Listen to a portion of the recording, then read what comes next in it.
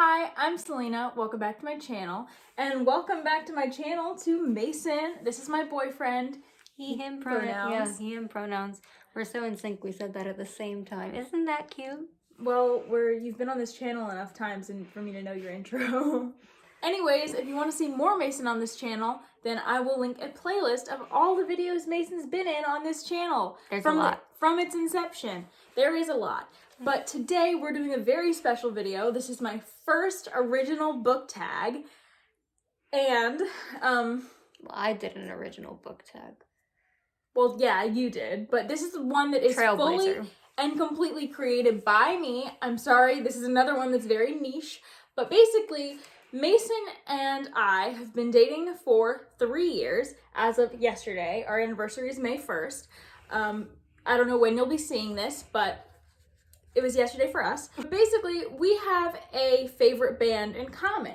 Basically, I've had a band that's been one of my favorite bands since I was in middle school, and Mason, thinking he was going to be a nice boyfriend, started listening to their stuff, specifically their most recent album, which this tag is based around, and he got into them, and now they're his favorite band of all time, right? Yes, and this is the band. It's backwards.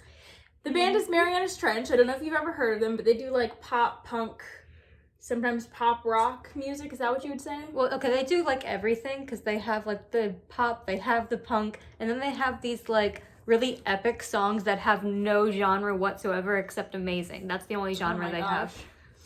But yeah, they're very theatrical. They're very into having albums have a story to them.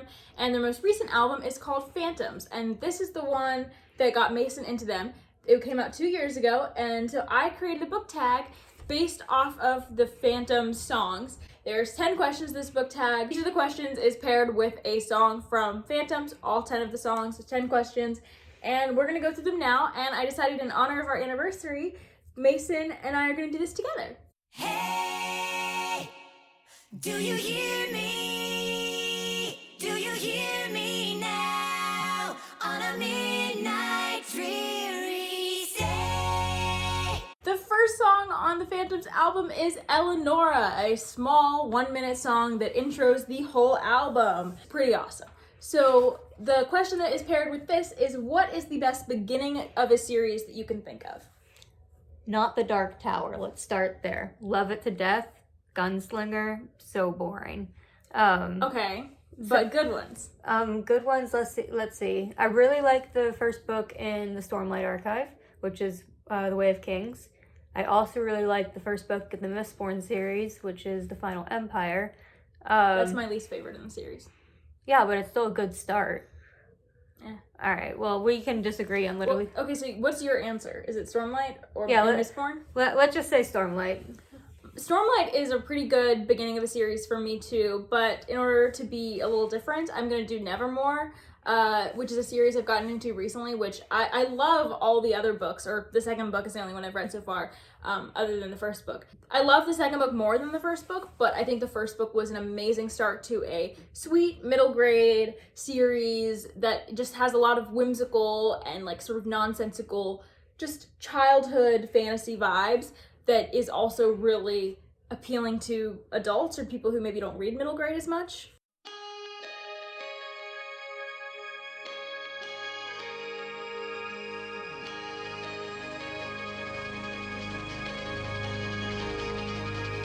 I don't know how you feel yourself. The second song on Phantoms is called Only the Lonely Survive. Taking this song literally, what is a character death that you still cannot get over? You can either be spoilery and say a character who dies, or you can say a death in this specific book. But just be wary if you're watching this tag or watching anyone else do this tag, if anyone else is familiar with this band and wants to do this tag other than us. Which you should be. Everybody go listen to them immediately. Oh my god. Anyways, just be wary, give spoiler warnings. Do okay. You go first, I'm gonna think.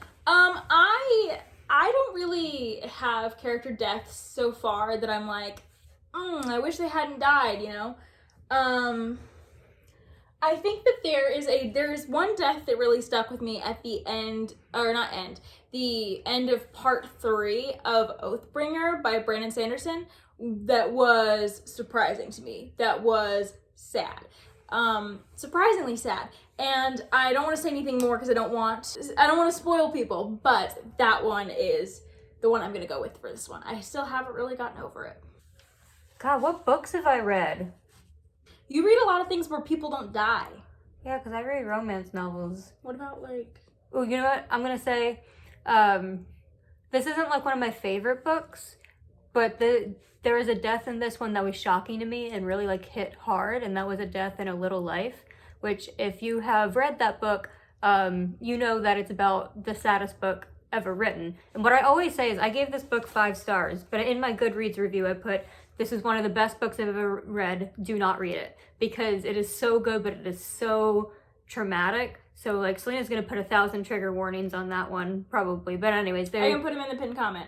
Yes, so yeah, there's a character death in there that blindsided me, and like it was a lot.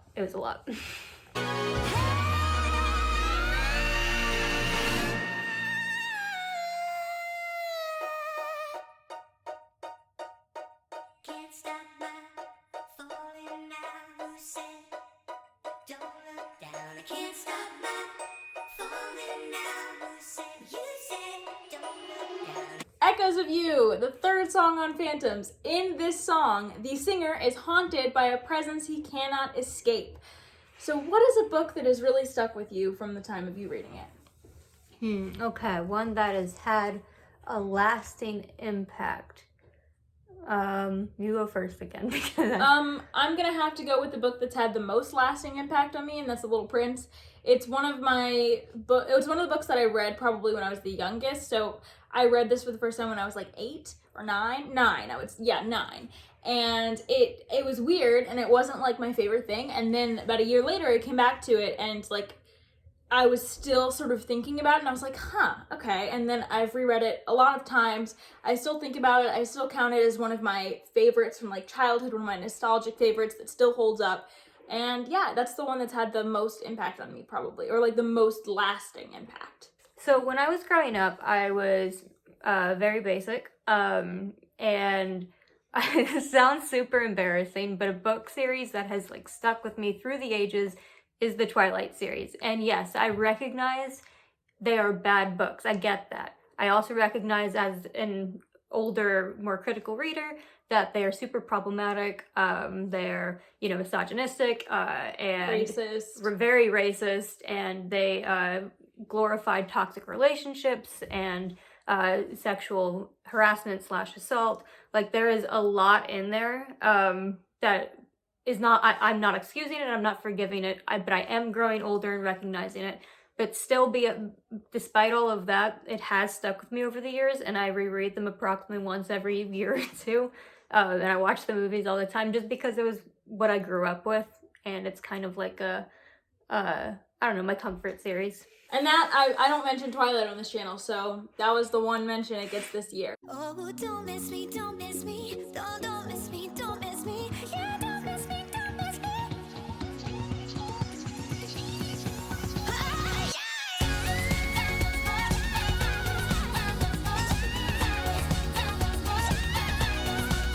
I'm just a trick away from honesty, so who knows what's true? I was wondering if maybe you miss me too.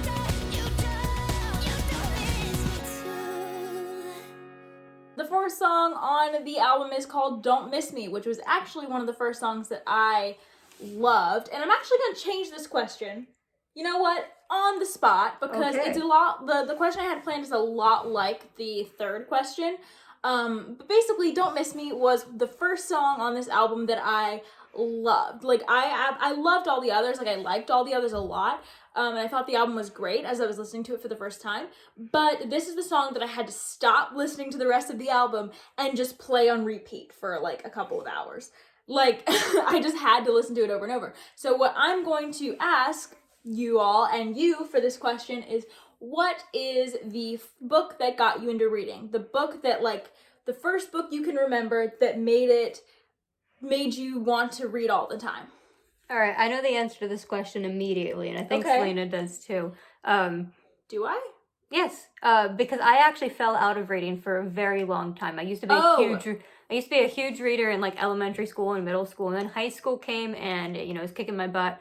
And college came and kicked your butt harder. That's the thing. But I started reading again in college. It was actually my second year of college. And I picked up a series that I had started but not finished when I was in probably middle school. I'm not positive though. It was the Beautiful Creatures series. And again, this is, it's YA paranormal romance. It's not like the greatest series ever written. It's in the age of Twilight copycats. So, yeah, but it was enough to draw me back in, and it was really unfortunate timing because I got back into reading like the week of finals, and it was really a bad idea for me to be reading all those books. But that's the thing. I read the entire series in the period of like 2 weeks on while I was supposed to be studying. But no, it's what got me back into reading. It's what made me realize like I can make time for this because I enjoy it.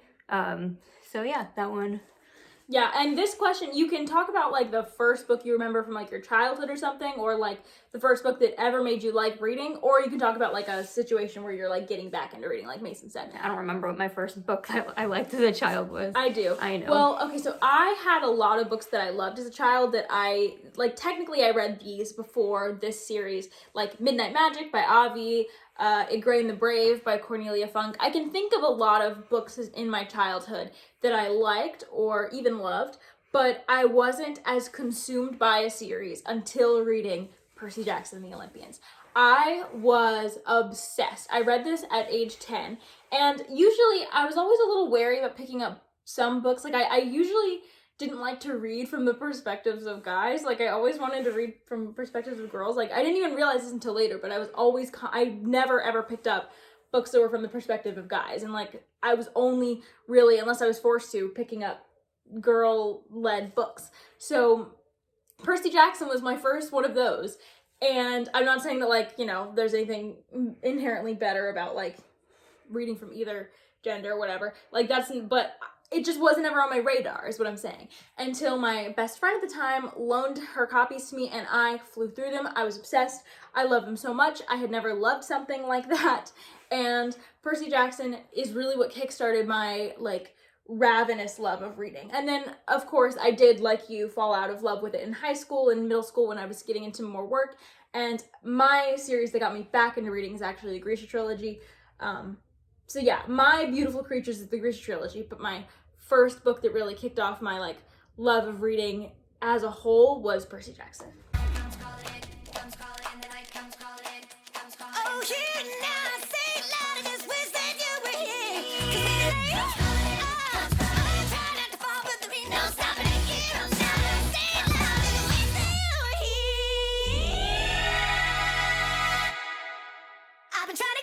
So, the fifth song on the album, are you listening to me? No, sorry, I was reading. Give me a second. My God, Mason. The fifth song on the album is called Wish You Were Here, and it's honestly one of the most underrated songs on the album, because I think on first listen you pass over it, but upon re-listen you're like, this is pretty good. And so the prompt for this song is, what is an underrated book or series that you think deserves more love? Okay. I have my answer. Go ahead. So the answer that I always think of there's a lot of books that are underrated. I think, like, A Dead Jin in Cairo doesn't get the love it deserves. But specifically the one I want to highlight is one that I read before I had a channel, and it's called The Changeling by Victor LaValle. This one I actually read for a class, but it was like a fun class. And this is a dark fantasy horror, like contemporary fantasy. So it's in our world with fantasy elements. And it's about this couple. We follow the father of this couple, Apollo, and his wife, Emma, as they have a baby. It's so hard not to spoil this book. But basically, something happens that tears their family apart. And you go from there. And you might get a little bit from the title of what myths and legends it's working with. But it's really good. I loved this book. It's very, like, literary. Like, it starts and you're not sure at first, like, whether this is gonna be what you think it is, or whether you're not really entirely sure what's going on for a while. And then you get into the middle and it just goes and does not stop. And I think that this has so many great themes of parenthood and honestly, like, white supremacy. It goes into a lot of stuff like that, like the true monsters of our society, what the internet has done to amplify all those monsters and create more problems for people, and how it has affected parenthood and family life. And it just goes into so many things that I thought was very, very masterful. It is so good, honestly. What's your underrated book or series? Okay.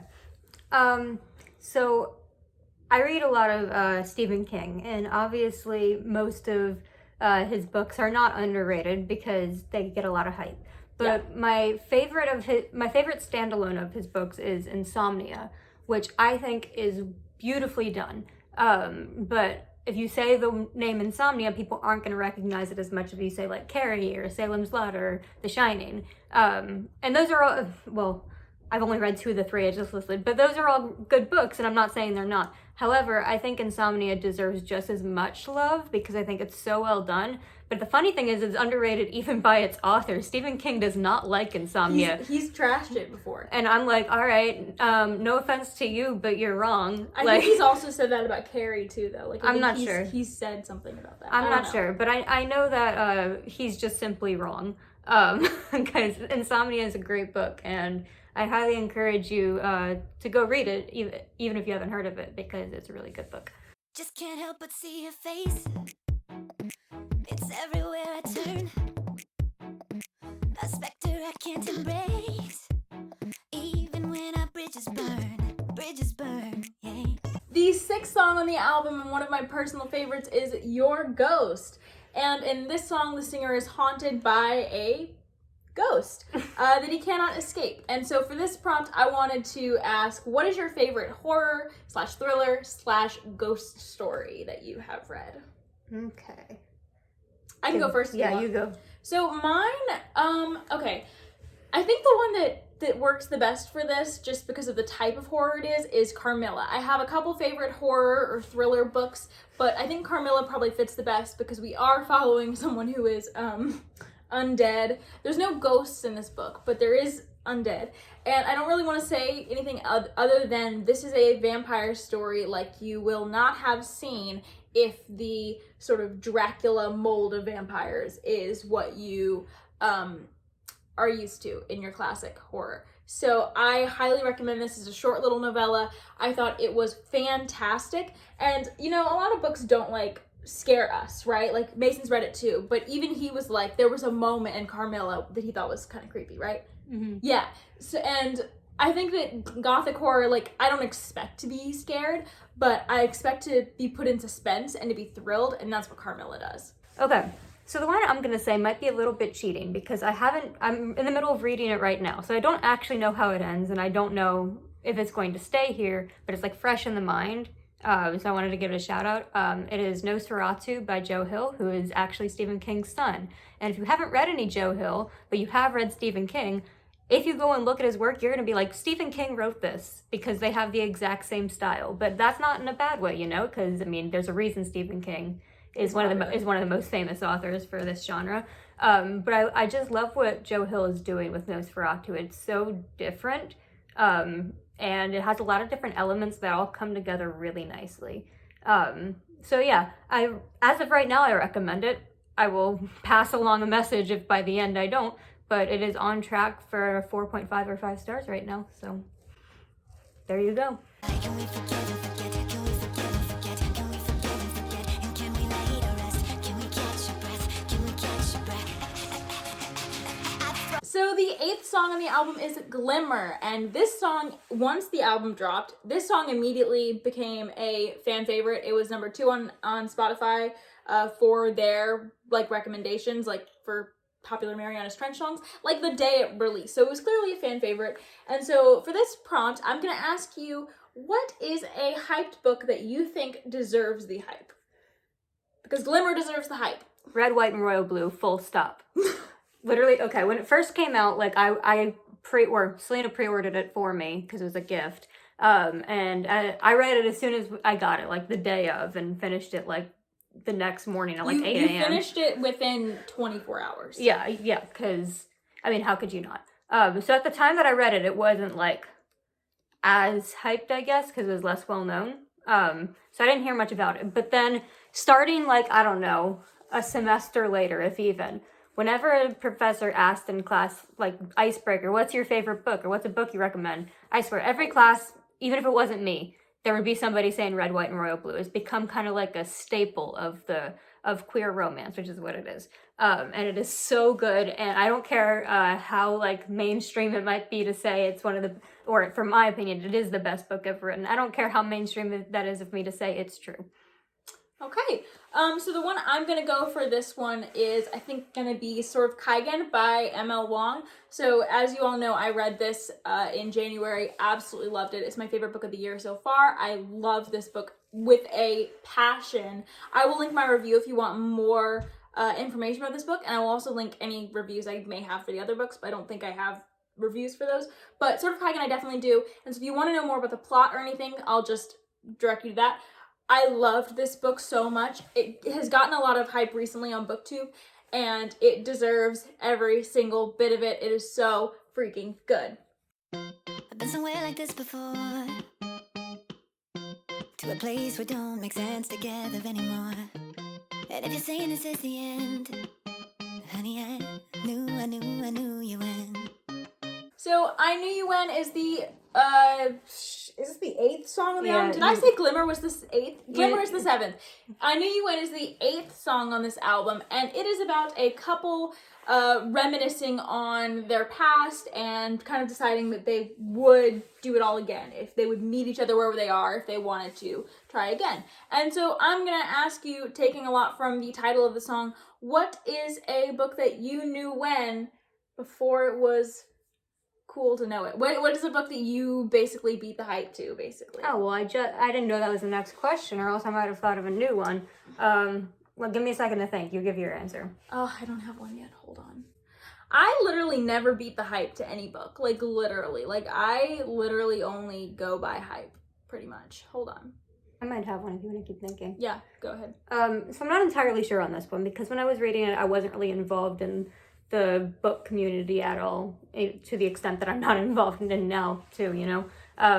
But the first romance book that I read, like adult romance, was The Wedding Date, and that, as far as I know, has gotten more popular since from when I read it, because I read it pretty early after it came out, right? You did. I would say it's gotten less popular since when. But I saw.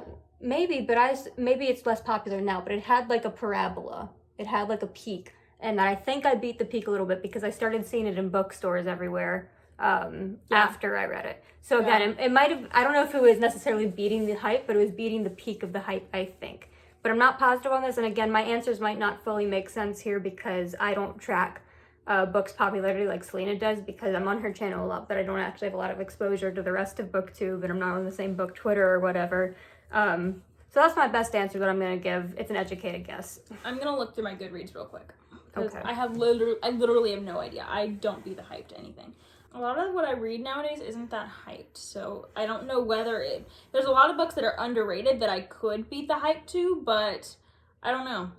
Winter's Orbit hasn't really had its prime yet. It hasn't gotten super popular, but more people that definitely I didn't beat the hype to.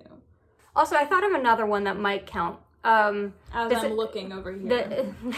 This is more of a coming in waves, and it was definitely hype before I read it, but it got hype again after I read it, and that is It by Stephen King, because obviously it was very popular when it was written and when it was released. When you weren't alive? Yeah, when I wasn't alive. I don't know when it came out. Was it the 90s or 80s? It was the 80s. Okay, it was the 80s. Definitely wasn't alive in the 80s, and wouldn't have been alive even if it were in the 90s. But anyway... I read it when I was about to graduate high school, which is a good 2 or 3 years before the movie came out, I think. Not positive on that one exactly. But anyway, I read it before the movie came out, but well after it was written. So I feel like I got like that second wave right there. Because I knew before the movie came out that it was really good, and that it was a book worth reading. And I recommended it a few times too, but I don't think anybody ever listened to me till the movie came out, because, you know, it's 1,000+ pages, right? Something like that. And it's intimidating to a lot of people, but I think it's worth it. I definitely think it's worth it. Do you want to just skip this one? No, I want to find one. I think you should say Emma just to be funny. Pride and Prejudice. I liked that before it was hype. I liked Pride and Prejudice before it was cool. Okay, the closest I can think of for this is A Curse Dark and Lonely, but that's not even true. That's literally not even true because I read it like a year after it came out. Okay, I know it had like a second wave like right after I picked it up, sort of hype, because the second book and stuff was coming out. But yeah. I have an idea for you. What? Grisha, because of the show coming out. I guess a lot of us, yeah, actually read Grisha before it was popular, like now. So I read Grisha when Grisha and Six of Crows were hyped. Like, I can't say that I read them before they had hype on BookTube and in the book community, but that's actually a really good idea because now there's a whole bunch of people who really like the show and haven't read the books and who want to read the books or who, I mean, I read the books before the actors read the books. So I got to the books before a lot of people. Hipster. I'm a hipster because I read Grisha in its first hype, not its second. You could basically say I discovered Leigh Bardugo.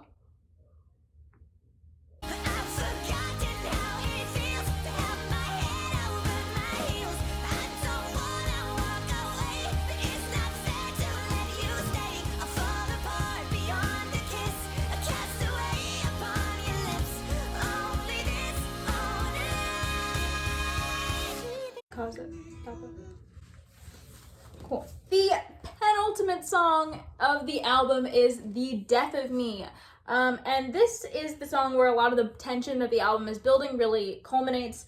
And I wanted to ask about a book with an explosive plot for this one. What is a book that just has a lot of tension that kind of, or an explosive ending that just sort of is like, builds tension and then phew. All right, for this one, I'm going to finally bring in the Mistborn trilogy. God, I mean, like, the entire series is fantastic, but the last book has so much packed into it, and without revealing anything at all, just the final scenes of it are just, like, there is so much going on, but not in a way that makes it too convoluted, you know? It's just, packs a powerful punch. Yeah. Mine, I immediately thought of for this, I don't know why, is The City in the City by China Miéville. I don't recommend this book as much anymore, but this is a really interesting book about two cities that they occupy overlapping land, like they kind of overlap with each other, but the people in one city is not allowed to acknowledge the people in the other city, and there's like government forces that make sure they don't acknowledge each other. It's very odd. It's a very odd setup, but basically follow a detective as a murder happens in one city that takes him to the other city. And so that, I think, just, there's so much tension and mystery around this murder, what's going on, the political situation between the two cities. There's a lot about conspiracy theory, and it's just very interesting. And I think it culminated in an explosion, in an explosive ending that I thought was just masterful. It was pretty great.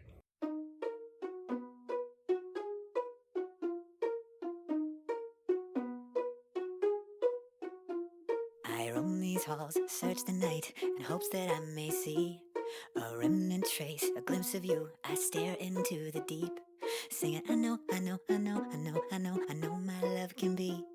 The deep stares back, speaks to me. I know my love can be the killing kind. So the final song of the album is The Killing Kind, and it is an epic song, let me tell you. You gotta listen to it. If you listen to no other song, you gotta listen to this one. As Selena told me before I even liked this band, she was like, I'm telling you, this song is our generation's Bohemian Rhapsody. And at first it's like, I don't believe you. And then I got into the band and I heard that song, like, you know what, you have a point here, because it's just, it has the same, like... It has a very similar progression and things to it. But yeah, it's beautiful. It's a wonderful song. I think it's great. But anyways, if it were more popular, it might be our Bohemian Rhapsody, but... Go listen to it. Go give it like 1,000 million... What is it? What's it on Spotify? Views? Not views, because you're not watching. Streams on Spotify. Go get it like 1 million streams. Make it famous. Oh my god.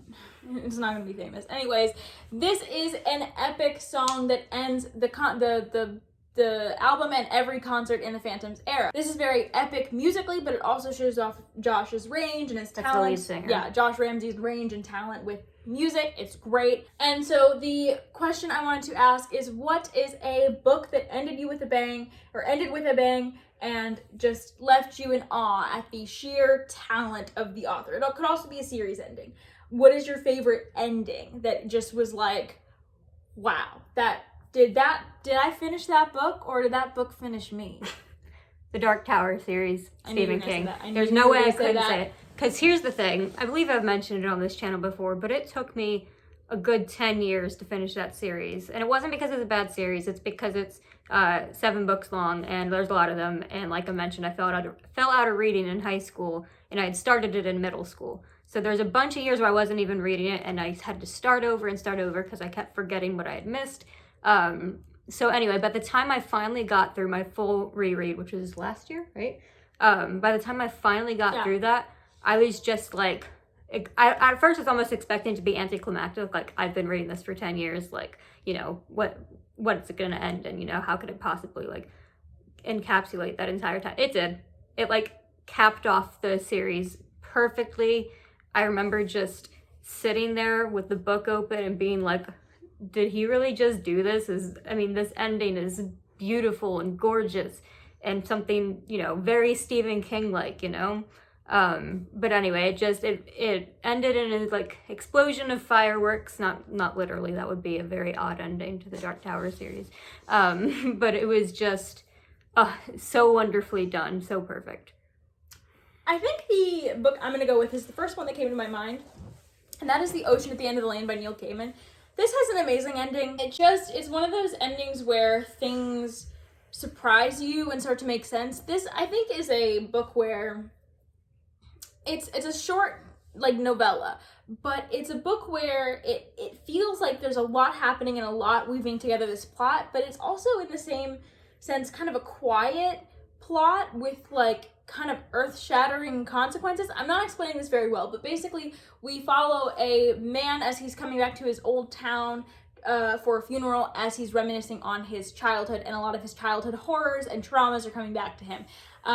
And you just watch this story of his moment in his childhood unfold, and it was beautiful. It was just mind-blowing to me a little bit, but it's a lot quieter than I'm probably making it seem, but just the twists that it took that I wasn't expecting, it just kind of left me feeling speechless about it, and it was my favorite book for a long time. So yeah, that was the Phantoms book tag. We hope that you enjoyed this tag, or that you got a new album to listen to, a new band to listen to. Go listen to it. Okay. And we hope that if you want, you can fill out some of these questions either in the comments, or you can make your own video, show it to us, tag us in it, and we will watch it. Believe me, we will watch it. And yeah, thank you for watching this video, and I will see you next time. Bye. Bye.